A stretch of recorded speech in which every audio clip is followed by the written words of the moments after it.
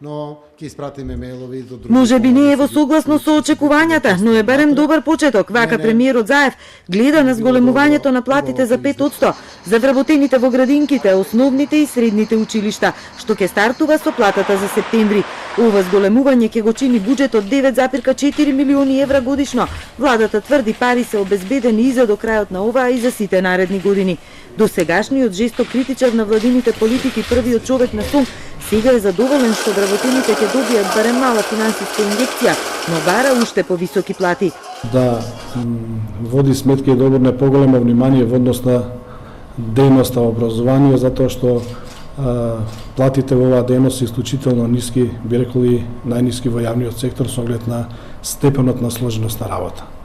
За таа цел јас би замолил еве во духот на социјалниот диалог и партнерство да продолжат разговорите и преговорите за можноста за зголемување на платите во дејност образование и во понатамошниот период. Од власта му возвратија дека диалогот секако ќе продолжи, а ново зголемување на платите ќе зависи од тоа колку ќе расте економијата.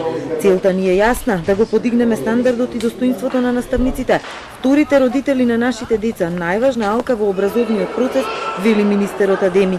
Ние можеме на хартија да ги подготвиме и најдобрите образовни реформи, да ги креираме најквалитетните наставни програми и учебници, но свесни сме дека имплементацијата нема да го даде најдобриот ефект доколку наставниците нема да ни бидат сојузници, односно доколку тие почувствуваат дека не се воопшто или недоволно вклучени во креирањето на концептот за реализација на воспитно-образовниот процес.